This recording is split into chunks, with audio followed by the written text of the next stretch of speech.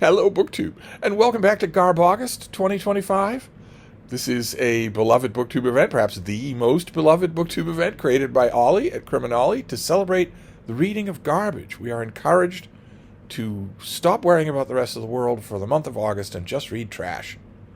I enthusiastically participate in Garbaugust, and I often lay myself open to the whims of algorithms. Either the algorithms that govern the selections that get to me through the Daily Deal ebook sites, or the algorithm of Amazon itself, and specifically Amazon Unlimited, which I pay for, and which is an absolutely wonderful system. It's an absolutely wonderful program. I get much more out of it than I pay, and it is entirely governed by algorithms. It's not like there's some sweet little old lady with a gray-haired bun looking over her bifocals to figure out, oh, he seems to like this. Now, it's all done by algorithm. And laying myself open to algorithms lays myself open to certain trends, and one has started to develop. We aren't even a week into August this year, but one has started to develop, and that is Twincest.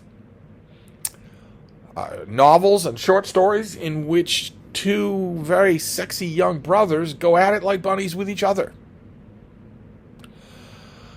I've read quite a bit of Twincest so far in Garbaugust 2025. I have yet to read any of it, any piece of it, that actually explores it. I guess that would take it out of the realm of garbage. I guess that would. I mean, I'm sure that there are novels out there that seriously do explore this subject under the conceit that either falling in love or falling in lust with someone is largely involuntary. I know you primates love that conceit, so you under that conceit that governs so much fiction, someone could write a novel in which two brothers are seized with that kind of fascination with each other, that kind of passion for each other. Someone could do that.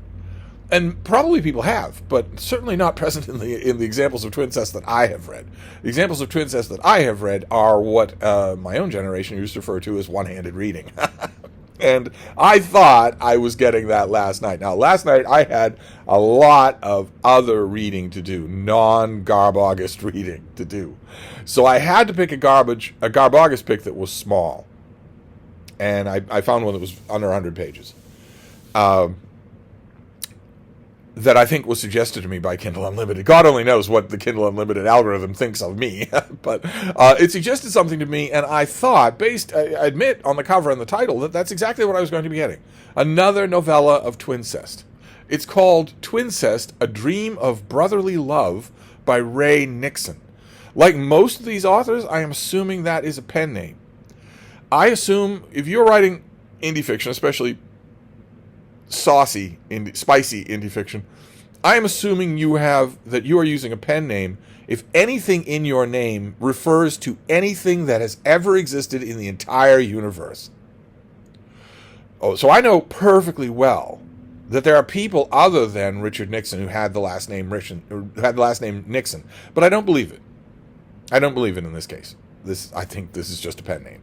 Just like if your name is Lion or Long Mile or Explosion or whatever. But anyway, whether it's a pen name or not, I took one look at this thing served up to me by the algorithm and thought, all right, well, it's a dream of brotherly love. So this is the title is classic Twincest.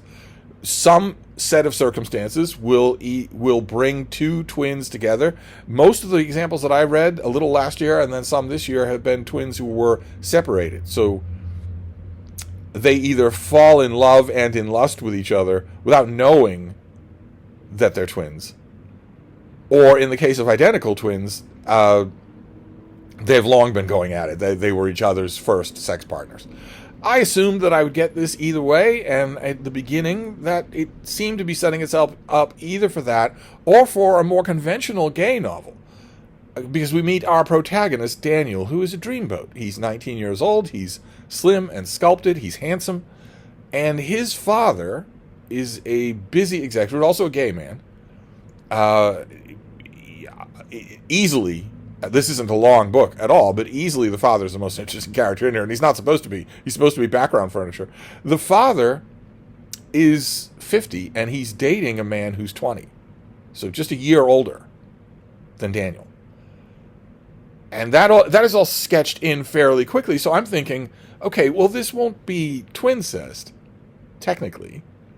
It won't even come close. It won't even be fraternal sex, even if in some more interesting version of this novel, Daniel's father were to adopt his lover. It still wouldn't count.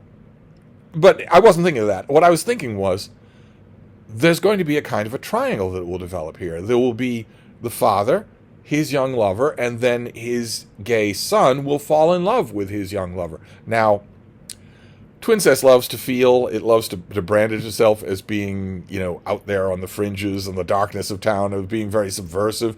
The real subversive thing, version of that plot would be if it was a love triangle, and you can't write that. I shouldn't say that. That's premature. Probably, since Kindle Unlimited seems to publish anything, literally anything, they don't seem to have the equivalent of a morals clause. Probably there are books out there in which actual incest is the non-judgmental, non-punished center of the plot. But in this case, I was expecting not a love triangle, but rather a love right angle, where the father, who is a very busy man and very distracted, doesn't notice that his young lover is falling in love with his son, who he doesn't notice anyway. I expected that, and I was reading, and I was thinking, all right, well, where's the twincest come in? Are we going to find out that the young lover is Daniel's twin? They're roughly the same age. You could fudge the paperwork maybe there a little, but no, no. Ray Nixon had a different thing in mind in this book.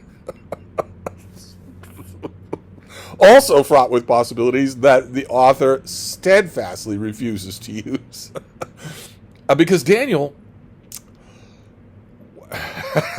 he's attracted to men. Even at age 19, he cruises. But there's one man in particular that he's really attracted to. There's one man in particular who absorbs his every thought, who arouses him to peaks of ecstasy just by looking at him. And that man is himself. That man is Daniel himself in the mirror. Daniel is an egosexual. Don't think that word is used in this book, but that's what he is. He is erotically in love with himself. So, in one sense, this book, although not a good example of twincest, is not only the ultimate gay novel, but also the ultimate expression of gay existence. If you're a young gay man, this is your world. You will settle for second best with everybody that you meet from Grindr or Tinder or whatever, but we all know who your true love is.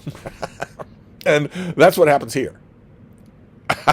And again, the possibilities are incredibly rich. Now, this thing is not long. It's well short of 100 pages. It's more than 50 pages. A little bit tough to tell on the iPad. But even so, it wasn't satisfying. I should say. In any sense of the word, it wasn't satisfying. It wasn't satisfying in the sense of self-conscious, really bad trash. It wasn't satisfying even in the sense of one-handed reading, I would imagine. And it also wasn't satisfied for whatever it could have been. I was reading it, and instead of just relishing in the stank of it all, I was thinking, but what about this? But what about this? You could do this. That would be so much more interesting.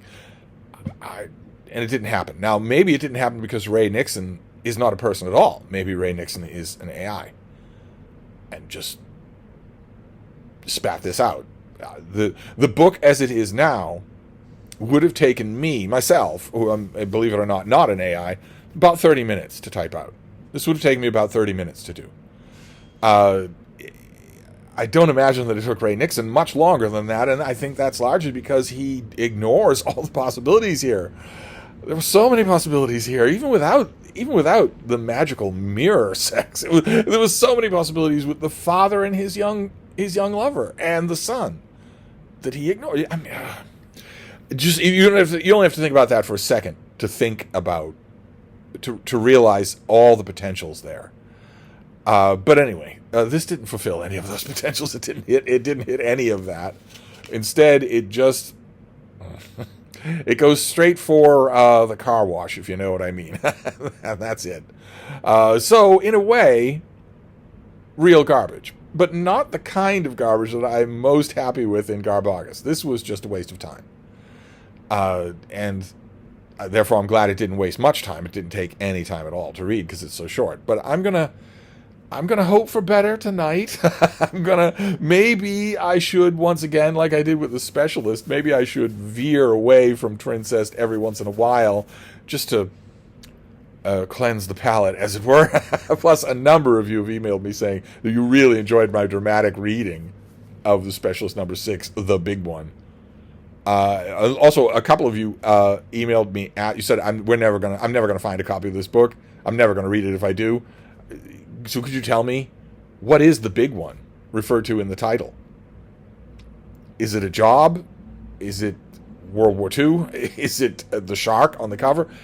It's never explained what the big one is. It's just a bad book. That's all. But a number of you liked my dramatic reading of it and asked me to do that again. So I do have other trash that I could do that with, but just read a bit. I mean, a small part of one chapter gets me out from under the weight of copyright violation, I'm pretty sure. To the extent that I need to worry about that at all. I've had a number of you say that I don't need to worry about copyright violation at all if I'm reading a thing out loud and interjecting commentary as I go along. A number of you said that I could fulfill my lifelong dream and read Wolf Hall out loud. As long as I'm doing that, and no one could say anything about it because I'm transforming it. I don't know that I trust that. But a part of one chapter, that's as much as Amazon does with its own electronic samples of ebooks. So I feel relatively in the clear there. But anyway, I'll figure out something because I'm going to continue. I'm going to throw some sort of garbage on the reading pile for tonight. So I will figure out what that is, and I will get back to you tomorrow. Thank you, BookTube.